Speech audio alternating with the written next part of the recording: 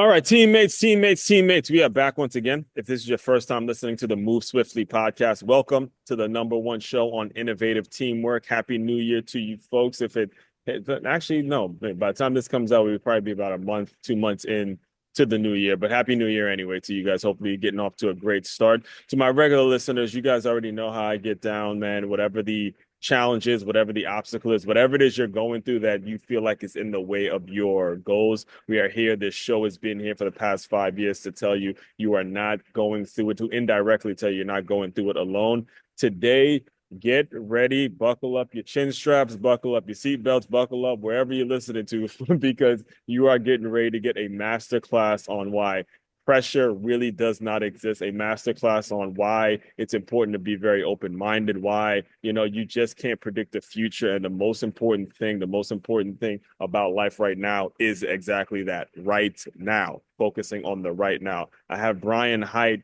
who I look at as kind of a renaissance man who's done it all, man, has something in him, and this comes through just through screen and through me listening to you, who no matter what happens to him in life, he's always going to take the positive angle. No matter what, it's a positive, it's a good thing, and it's something that was supposed to happen. I'm going to figure out how to turn this into a positive. So, Brian, welcome to the show, man. Oh, thank you so much for having me. I really appreciate it. Yeah, and I mean, listen, I as regular listeners know, they know as I'm as authentic as you can find on the internet when it comes to the show. And as I was listening to you, you mentioned going to school because you thought it was what you had to do. But you see a guy who's playing as Batman, who's a stuntman, and you're like enthralled with that moment. And then you start to live life on your own terms. So why don't we kind of just go back there a little bit and kind of speak about your background and some of the things that you saw coming up, and then we'll kind of go from there. All right. Well, yeah, I mean, my childhood was nothing to really talk about. It was just a regular middle class, I guess, childhood, I mean, we weren't rich, we weren't poor. I played sports, I went to school, public schools. Now, And this wasn't in that's Jersey, right? You went to no, no, what? no. This was well, I mean, I was born in Atlanta and lived there till I was 6, and then we moved to Oklahoma and I lived there till I was 12 or 13. Then we moved to Nashville, which is where I say that I'm from, even though I didn't show up here until eighth grade, 13, Right. because this is where my family stayed. My dad is still here. My mom is just an hour and a half north or so where my sister is. So Hmm. this is Nashville is where I say that and I say this because I'm back again. It's been via a circuitous route for sure Right. through like you said, New Jersey and then LA and then Washington State and then back to LA and then now back out to here. Right. So, but yeah, Nashville is where I say I'm originally from. Grew up here and I left. Yeah, I left after high school because going to college is that was the expectation. That's just, I mean, that's what you did. I didn't know what else there didn't even seem like there were other options Exactly. at the Like, time. It's just that's what I said. that's The what concept of school really feels like a secure thing. That's what we feed to our kids every single day.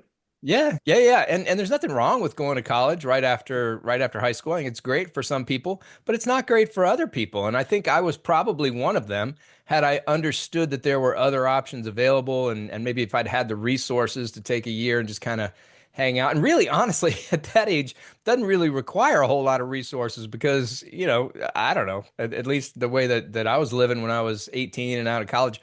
I mean, I was living in one room, sharing it with two other guys, and we had a little refrigerator. There was, and so you don't need much, but it gives Yeah. you some freedom to I to was living a really, similar way, so I know exactly what yeah, you're saying. yeah. So it gives you the freedom to just explore, and I think that's so important. It's so valuable, and for me, even if you're in college, that's still something to do. I think that's probably Hmm. I think there are two things, in my opinion, that college is best for. One is that exploration of subject matter. It's just you get to take classes in a lot of different things, and there are different groups and clubs and different activities that maybe you hadn't been exposed to in your bubble that you were in your high school.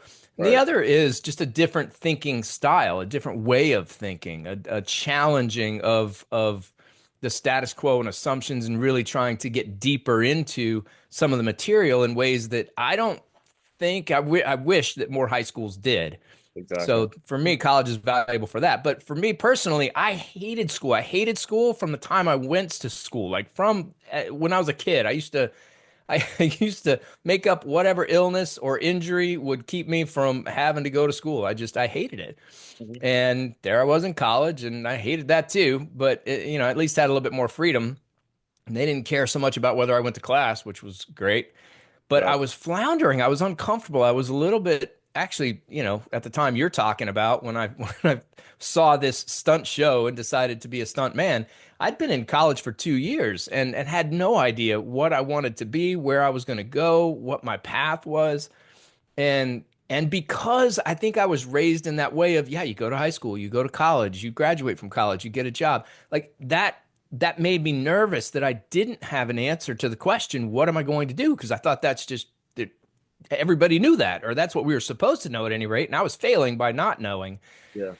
So, cut to I'm in the Six Flags because I had a friend of mine that was the company manager of the Batman stunt show at the Six Flags in New Jersey, and I was going to college at Rutgers, which is why I was in New Jersey. And he got Charlotte us Knights, baby. he got us tickets to see this show, and I can't even describe, to be perfectly honest with you, the way that I felt and the immediacy of the feeling. I mean, it happened right away. As soon as that show started, there was an explosion that happened and motorcycles came jumping out, and it was a visceral kind of enthrallment. I was just captivated by what was happening in a way that I'd never been before. And I stayed that way for the 20 minutes of the show. And afterward, I could not wait to go back and talk to these people, which I was lucky enough to have the opportunity to do because my friend was the company manager. And they told me, what I needed to do in order to get the job. I asked them, how can I do this? And they said, well, you got to know how to do fights, high falls, and motorcycles. So one of them agreed to teach me fights and high falls, and I went and bought a dirt bike and taught myself that. Went to the audition and got the job, and did that the next summer, and that was it. My waffling around what am I going to do, where am I going to go, all the anxiety around Mhm. what's my path, where do I belong, was gone. I for the first time, truly for the first time in my life, felt like I had a place where I did belong. I mean, I Right. spent most of my childhood not feeling that way at all. And I Yes. still feel that way a lot in adulthood too, in some situations. But at that particular point in my life, Mhm. it was a very new feeling of I belong here. This Yep. is where I need to be. Mhm. And that changed everything. It changed my pursuit, what I was looking at in terms of stunts and where I was going to live and how I was going to move forward. And it and it changed the way that I approached college, which was, well, I don't need this anymore, so the hell with it. I'm not going to class, I'm not doing any of the work. And Right. I ended up dropping out of college the first time around to move to LA and be a stuntman. Now, what you're describing though, in regards of feeling that feeling of not feeling like you belong, it's crazy to think about how much of a benefit it actually is in your adult years when you transition from, childhood type thinking where you just want to fit in. So now that thing that makes you unique, that thing that makes you different is actually being used to your benefit when you're moving into your adult years. So when it comes to being a stuntman and once you saw that moment and you're like, okay, this is what I want to do. And you mentioned them teaching you things. How exactly does a person do that? Like, do you get taught how to take a fall? I'm just like, what is the day Yeah. to day for someone? And you had kind of mentioned it's not something that provides a lot of income. You got to be very lucky to even be able to financially, support yourself when doing that. So kind of walk us through that transition. Well, I mean, stuntman is a very lucrative job. You can actually make a ton of money doing it. It's just Getting uncertain as to yeah, when uncertain. you're going to make it or how, I mean, you just don't know. It's not like a regular job where every 2 weeks, however much money is going into your bank account. Yeah, I mean, truly, you might make $15,000 one month and make $2,000 the next month and right, make 30 the next month. And I mean, it's all over the map. You just don't know, but you can make a bunch of money doing it. right. But as far as training, I honestly probably I would say this is just my guess. About 85% of stunt work is fights and just regular footfalls, meaning, it's just a regular fight. You're doing a fight with somebody, getting punched, falling down, or a footfall, meaning you get shot and you just have to fall down, Hmm. or an explosion goes off and you fall down, whatever it is. Like just that's most of the work. Right. So when you're training, you just got to figure out how to do that in ways that look right. So the fight stuff, you need to get with some people who know how to fight. There are techniques for that, and it needs to be trained. Not Hmm. only the fight, the throwing of the punches, but the reactions, and not only the reactions to, for example, if you were to get punched in the face, just taking a face reaction, but a reaction to get knocked to the ground in some kind of believable but also cool way. So these are things you can train. And we went into the gymnastics places regularly and Okay. did that because there were mats all over the place. Hmm. The other stuff, I mean, there's some car work you can train, motorcycles you can train. Hmm. Uh, Honestly, the best training for any stunt person, there are two things that I would recommend, and they sort of go together. One is just regular air awareness. I mean, anything you can do to practice. I mean, just rolls on the ground, getting upside down, rolling on the ground, doing trampolines, doing some flips on trampoline, Right. uh, getting in some kind of wires or something if you can, but something that develops air awareness so that you know where your body is. Because things like, I mean, things like a car hit or getting hit by a car or or falling down stairs. These are things that you don't practice necessarily, and each time you do it, it's going to be different because the angle of the stairs is going to be different, the width of the stairs is going to be different, the way you get into it is going to be different. Same thing with car hits. I mean, you can plan how you hit the windshield, but after that you're just along for the ride and you just got to figure it out. Figured So out. air awareness is incredibly important, and then the second is flexibility. That's something that I think a lot of people miss. I know I did as a young athlete. I didn't stretch at all. I hated it. It was boring the crap out of me, and I didn't do it. Yeah. And I paid for it later. It wasn't until probably, I guess, my late 20s, I started to really recognize that flexibility was critical. And it's honestly, I mean, it truly, just last week, I would say that flexibility saved me on this job that I did. And I know for a fact there have been other ones before then where had I not been flexible, had I not trained, just, I mean, truly just stretched regularly, Right. I think I would have gotten hurt pretty badly. Hmm. I'm glad you mentioned being a former athlete because that's what this whole brand, that's what my background is in athletics and football and things like that. And the thing is, at some point, you decided you were going to go back to school. I want to make sure I'm clear and on the record saying that because at some point you decided to go back to school and you decided to get into sports psychology, which me personally, that's a topic for me that I could probably talk for hours about. But at a point, you started doing stuff with the military, and there was sort of a connection between sports psychology, military work, resilience, and dealing with pressure and all that. And what I'm curious to hear about, especially being someone now that's in a position to coach athletes, I'm out here in Florida. I moved to Florida because of the fitness and the athletics and me being able to be someone that mentors a lot of these young high school athletes.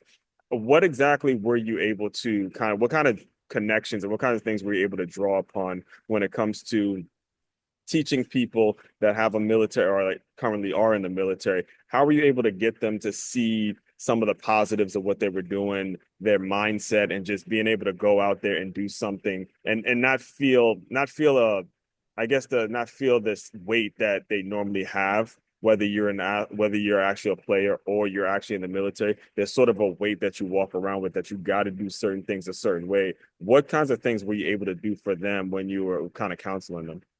Well, there are a lot of different things. I'd say, just to back up a little bit, yeah, I ended up finishing my bachelor's probably about 4 or 5 years after moving to LA to do stunts, and that was just because I just wanted to finish it. And then Mm-hmm. while I was out there training as a stuntman, I was also coaching gymnastics on the side, and it was through that I was introduced to sports psychology. Now, Oh, I no. majored in psychology in college, Oh, but sports psychology wasn't a thing that I took. It wasn't a thing that I really was aware of.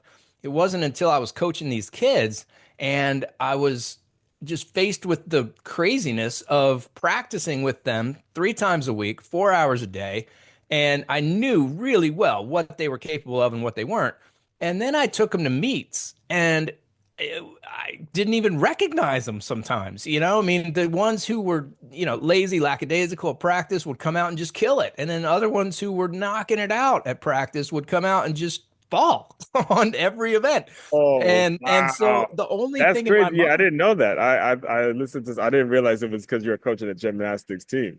Yeah. And it was just something where there was no other answer. There's no other explanation that made sense other Huh. than just the mind. There was something going on mentally that was getting in the way of these kids being able to perform like they were at practice. And I mean, on the flip side, there was Yeah. something getting in the way at practice with these kids' minds to keep them from being as engaged as they probably need to be. I mean, they were doing well at the meets, but how much better might they have done had they actually gotten out of practice what they should have gotten out of practice?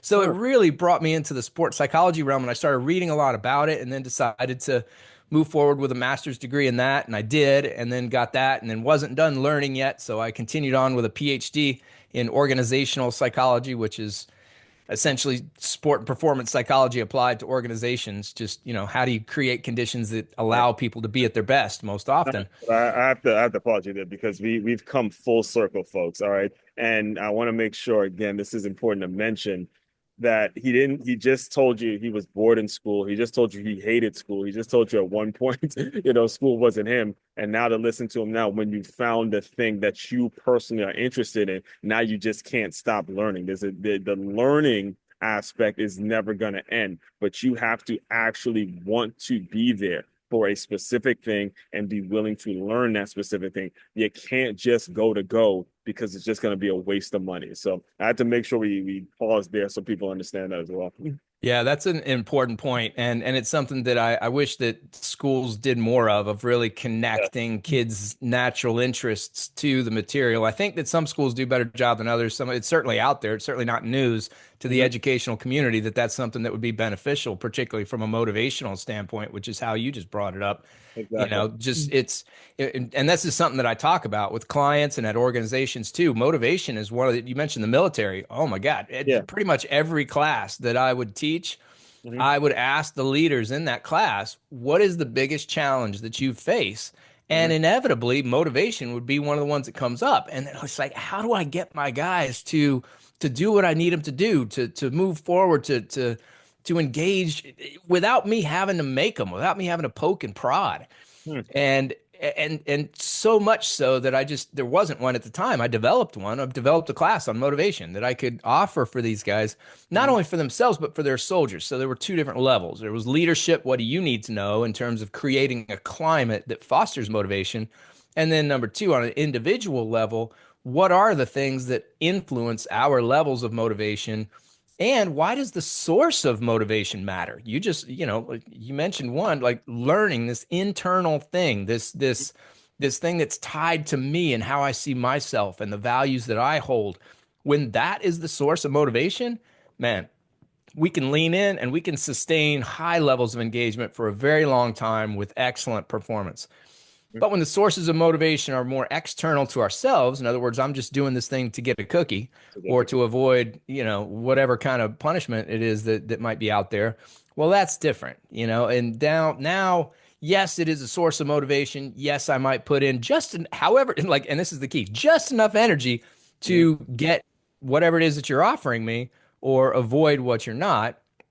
And that's something a lot of people don't think about, the fact that rewards can actually limit performance in that way, in that people will do just enough to get the reward, and that's it. They may be capable of more and probably are, mhm. but they're going to do just enough to get that reward. Sure. So the source of motivation, really understanding why people are doing what they're doing is critical. And you're absolutely right. Nobody connected any kind of why to school to Right. me. It was just this is what you do. This is your job. You go here every day and then you get the good grades. And that's what it is. There was no why. There was nothing, no even attempt to say, Brian, what do you care about? What's cool to you? What are the things that you enjoy? And let's try to attach this division of fractions to that, or this Quadratic concept of equations.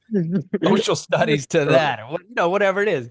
So you're absolutely right. I appreciate you bringing that up. That's a critical point. And for me, it hasn't stopped because I did find that thing that I really enjoy.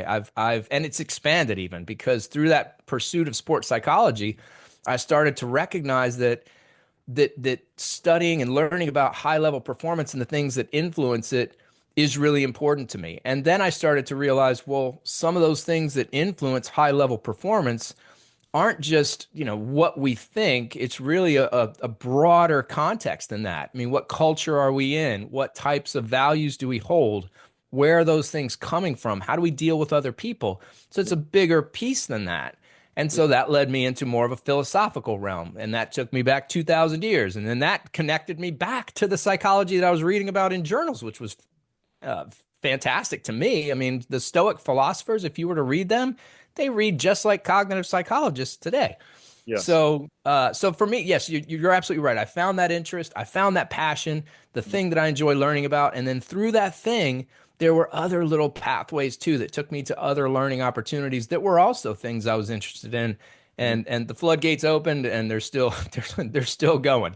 Yeah, it's so interesting too because the thing is, when you're talking about being that age, very impressionable, young 20-year-olds, again, I went to two different schools, and some of their biggest nightmares is being single, being alone, hating their job, not being able to provide for their families because they're walking into a world that they just don't know. And you've lived probably through some of the biggest fears of a person, which is divorce. You lived through it twice. And as I listen to you talk about it, you have absolutely no resentment at all. You've moved on and you've looked at it as something that's positive. And I think that's important to mention because when you're talking to your clients about getting rid of pressure, you're talking about changing their mindset and focusing on a certain outcome. So I'll let you kind of tell it a little bit when it comes to your philosophy and the kind of the journey you take people on when they think about, hey, is this if I don't make this shot, we'll even put it in a real example. If you're at a free throw line and the game's on the line and you miss it, if you're thinking too much about the outcome, and you'll probably not like what happens next. You use the example of the soccer player and stuff like that. So I'll let you kind of describe it a little bit. Yeah. So there are a couple things that I think are really important to mention. Some people are under the impression that stress and pressure are actually they can be beneficial things with regard to performance. And I will argue that they can be, but only indirectly, and that they're certainly not the best way. And here's what I mean by that. Stress, by definition, this is the transactional model of stress by theorist Lazarus for any research geeks out there like myself. But essentially, stress is two things. One is we perceive a threat. That's the first part. We have to perceive that there's something wrong, something bad could happen. And the second part of stress is we don't believe that we have the resources necessary to deal with that threat effectively. That creates stress. So if we don't perceive something as a threat, there is no stress. If we perceive it as a threat, but we feel like we can handle it, we're good, then stress is that's not there either. Stress is the result of us feeling like we have insufficient resources to handle what's in front of us. So that's stress. That's never a good thing. If you're going into a situation and you're thinking, I don't have what it takes to get this thing done, that's incredibly anxiety provoking. That's where stress is. Hmm. Now, what stress also does is it activates the sympathetic nervous system, which boosts various chemicals in our brains and gives us a hit of energy. That's what it does. And so, in other words, it increases arousal levels. Now, arousal levels are that's our physiological and cognitive awakeness, really, is what it is. It's our level of pumped upness. That's what arousal is. So if we perceive something as a threat and we don't think we have the resources to handle it, that creates that sympathetic nervous system activation, which enhances arousal. Which now increased arousal is important for performance. There is an ideal amount of energy activation for any given performance for any given person. Meaning that at that free throw line, if you're there, there's a certain amount of pumped upness that you need in order to perform well.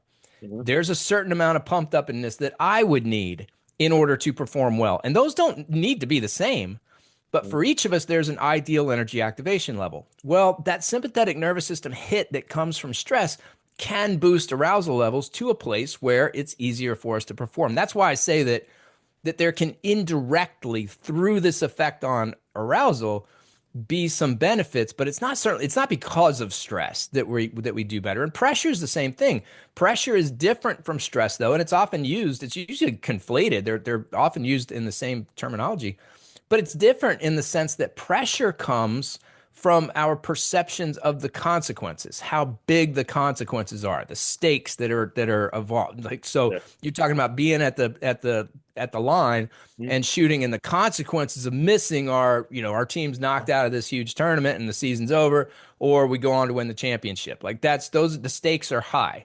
But that has nothing to do with the resources that I feel I have in that moment. So the stress in that situation might be I don't know that I have very good fine motor skills at this point in the game because I'm Or would tired. it be like I don't, maybe your wrist hurts or something like yeah, that? or you've had an injury or something. So I don't think I have that. So I may have a lot of stress. Hmm. Whereas the pressure would come if I'm focused instead on the consequences. Yes, a few So minutes. that's not good either for a couple of reasons. Hmm. One is if I'm focusing on the consequences, particularly bad consequences, that's what Yeah, people that's actually typically what I was going mean. to ask you. Like when you say consequences, consequences can be good or bad. And I think too, Yes, even if you're thinking about, oh, if I make it, oh, the whole crowd's going to be cheering for me. If that's your motivation, that's also just as bad as you thinking about if I miss it, oh, everyone's going to hate me. So just think about the consequences in general is just a bad thing.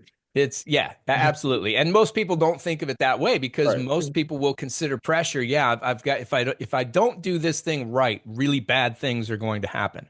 And I'll get to that more in just a second, but let's assume for the sake of argument right now that you're absolutely right. If you do this thing badly, really bad things will happen. Hmm. If your attention's on that, that's going to create a whole lot of pressure, which isn't good because that's going to screw up your cognitive processing. It's going to, again, kick that sympathetic nervous system into gear, probably past your ideal arousal level. Yes. But most importantly, your attention is now on the consequence and not on the actions you need to take in this present moment that create the conditions for success to occur. In other words, in the example you gave, success is me throwing the basketball through the hoop. Well, certain things need to happen for me to do that. I have to put my attention on the basket. My body has to be a certain level of loose. I have to have certain technique, different things with all of that is task relevant, immediate, in the moment, right now stuff that I need to do. But if I'm busy thinking about the outcome, more specifically, the consequence of the outcome, Mhm. well, now my attention's in the wrong spot. I'm not attending to what I should be. And Yeah. that is truly the only thing that we can affect. Hmm. The future, that consequence that we're thinking about will be determined by my actions in this moment. Right. So my attention needs to be on the actions in this moment. And here's the thing for any of your audience who's ever performed, I swear, if they've ever been in a moment where they've really felt it, where they've been whatever you want to call it, the zone, Hmm. flow, I just think of it as my bubble, but whatever it is for them, if they've ever been there, Right. they know their pressure can't live there. Pressure does not live there. Mhm. That's a place of peace and it's not calmness, it's not relaxedness, it's not that. That's not the right way of thinking about it. But it's a peace, it's a serenity, it's a sense of rightness where everything's just happening. There is no sense of pressure at all because we're completely in the moment and we're completely functioning to the best of our abilities. And so that's why I say that both stress and pressure, there is no goodness to them when it comes to performance. Yeah. There are other ways to boost that arousal level. Understanding that our arousal needs to be at a certain place, that our energy activation needs to be at a certain place for a performance is essential. Knowing what that place is, that is also essential. And Right. having some strategies to get there and stay there, that's essential as well. But we can't rely on stress and pressure to do that because along with the stress and pressure come that anxiety and the attention going to the wrong things. Right. So it gets in the way of performance. So Yes. yeah, my case when I'm working with high stakes, high level performers, I try to help them understand that right off the bat. Stress, bad, means you don't think you have the resources and you need to know that you have the resources.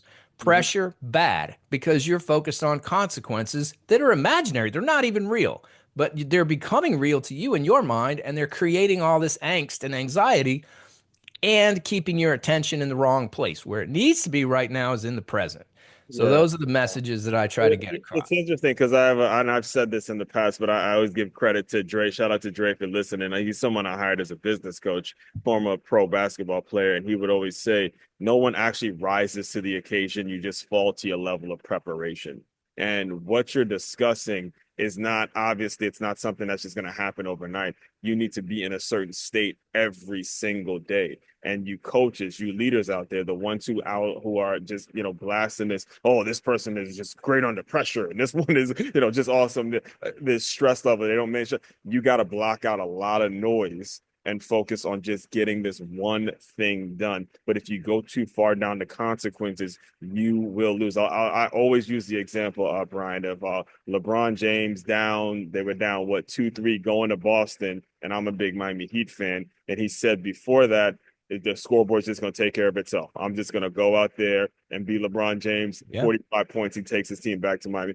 All of this stuff is applicable, and it's something that you have to be practicing every single day on just how you operate. How much do you really focus on the now, the right now? This is actually why I started today's episode saying the right now is the most important thing that you can have in your life. I know we're in the holiday season, there's Christmas, there's New Year's, it's all sorts of things that are here to distract you. But the right now is going to be the most important situation for you at this moment. So all that being said, I do want to give you the opportunity as well, because you have books out, you have courses out, and kind of give you the opportunity now to put a little bit of that stuff out there. I know you're working on a ton of different projects right now. So, what is next? What do what's what's the next phase of business? I believe, did you go back to doing stuntman work as well? So, Oh yeah, yeah. No, I never stopped doing yeah, stunts. That's even when I was working for the Army, I would still take right. So jobs. I you was were still able working to do it, right? yeah, yeah, I was working up at what was it? It was Fort Lewis up in Washington, and while I was working up there, they were shooting the Twilight movies up Oh, there. no So I good. worked on one of those. They shot a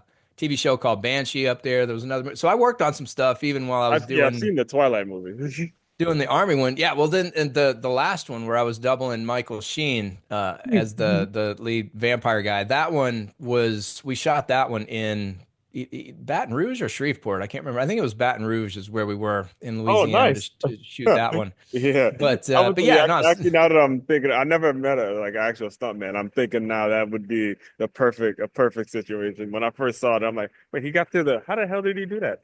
Anyway, yeah, it's I don't know. It's something that I really love. It's my tribe, it's my people. It's 30 years I've been doing it and I feel incredibly comfortable on set and I love doing the stuff. I mean, last week I was out on a show called The Cleaning Lady. It's a Fox TV show. They're in season 4 now.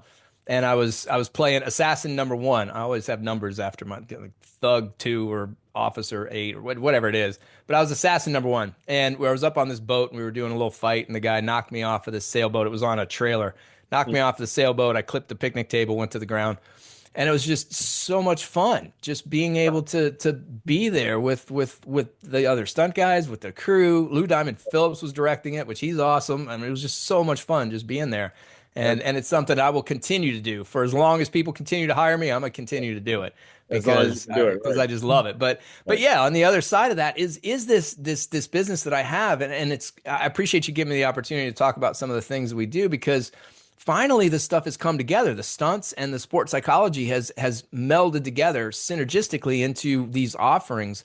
And by that I mean, you were talking about the stakes and LeBron James and what he had with the basketball games. I've been in situations truly where if you do it wrong, you or somebody else around you is not going to go home, at least in the same condition you showed up in. And that's the goal. That's always the goal. So Yes. I understand high stakes situations. Last week was one of them, falling 10 feet off the thing. Like it's stuff that I am comfortable with and have a lot of experience with, and to be able to take the academic side with the sports psychology and the experiential side of working with the soldiers who have also been in those situations where I mean truly And you it's said not it, they about didn't trophies and go medals, it's home. about yeah, just being able to Lives go being home lost. Right. in the Lives being same lost. condition that you came in. And so these high stakes situations, I will never argue that the stakes aren't high, although that is a perceptual thing too. Yeah. I mean, we can argue about the objective situation of how what dangers are there or what's at stake, but whether we actually care about it or not is up to us. But in general, we can all agree that some of the stakes are incredibly high, particularly in those situations where our physical well-being is at risk. And and it can just be so challenging for so many people to be able to bring their best in those moments consistently, not just hoping that they're able to bring it in those moments, but actually having a strategy for it. Hmm. And that's why, I'd say if anybody here is has ever struggled with stress and pressure related to performance or motivation, either as a leader or as just yourself trying to get yourself moving in the direction you want to go. And this might be with regard to performance and practice, etc., but it might be maybe you got hurt and you're trying to recover, you're trying to rehab injuries. That's not an easy situation either. But you've struggled with motivation, or maybe just performance situations sometimes seem overwhelming. There's just so much there. If that's you, please check out my website. It's brianhiteglobal.com, BrianHite global.com. And Mhm. just look at some of the programs that I offer and see if anything resonates with you. And if it does, shoot me an email, brian@brianhiteglobal.com, or just schedule a discovery call right on the website. You can do that. And because I'd love to talk to you. I've been there with all three of those. I've felt overwhelmed. I've felt just a I don't know, 5G pull toward the earth of no motivation. I just couldn't get myself going. And I've felt incredible levels of pressure and stress related to doing things right or to performing in certain environments. And it's not fun. It is limiting. And it really, if you're in a situation where you really could be taking joy out of what you're doing, man, the stress and pressure, all of that stuff just sucks the joy right out. And that's not good. So if any of that it resonates with you, please reach out to me. I'd love to talk to you about it, um, and see what we can come up with. Yeah, and even to kind of close out that point, there's Phil Jackson. We all know that name, Mr. 11 Rings. I remember him on an episode of Oprah, and she asked him about the amount of wins, and he said, "When you win, it's just such an end to it. It just finishes. You win a basketball game, it's like it's over. That's it. There's nothing more that happens after the win." And when he said that, it really resonated that you have to be moving in a direction where you're constantly in a flow and you're constantly making sure you're in a certain presence. You have a certain presence because the winning that the world perceives, the winning that people celebrate you from, it just ends. It just simply ends. That's it. All right, it just move on to the next phase. So, again, appreciate you coming on, man. I'm so looking forward to diving into your work. So the final thing I do, Brian, to close out all the shows is I want you to use your imagination a little bit. You are back to being that 18-year-old kid. You're in New Brunswick, New Jersey, and you go to a Six Flags. I want you to pretend that version of Brian has come into the Zoom room. Give him some words of encouragement, and we will officially close. Mm. Well, I guess what I would say to that kid is two things. One, it's always going to change. Everything's going to change. Life is impermanence. The concept of impermanence that I've taken away from the Buddhist readings and stuff that I've done has really meant a lot to me. Just recognizing that life constantly changes. Tomorrow's going to be different from today, and today's different from yesterday. As much as they may seem similar, they're Right, different. We're different. And just really embracing that change, that nothing's permanent, no matter how good, no matter how bad, it's right. not permanent. It will change. And that's a big thing. The other is that it's okay to not know. Just say you don't know. And you'll be amazed at how much information comes at you and how many more things you'll be exposed to and how much stuff that you will encounter that will completely open your eyes and change your perspective on so many things. Just say you don't know. Say you don't. If somebody asks you something and you don't know, just say you don't know. If Right, you come up with questions in your own mind or even directions, should I do this? Should I do that? Say I don't know. And right, then follow what comes. Just go searching for the information. The information may or may not be out there. It may not be a thing where there's an answer. It may be a thing where you just need to talk through some stuff. But just say I don't know. Just start there and be okay. Not only okay with that, but that's our human existence. Curiosity, I think, is one of the biggest assets of humanity. If yeah, we can cultivate curiosity, man, we can lean into life and we can, like you said at the beginning, we can find the goodness in any situation, no matter how uncomfortable, how painful it might be right now. We can find goodness in it, particularly if we cultivate that curiosity. So that's what I would say. Is just look, just say I don't know and be ready for change and just not even ready for it. Just look forward to it. It's coming. It's exactly. gonna happen. That's And just right. accept it as part of our life. Yes, and if you're a first time listener to this show, the reason I close out the show with that question because if that's you in your situation right now, we're speaking directly to you. So all that being said, fellow teammates, continue to move swiftly. We will talk more soon.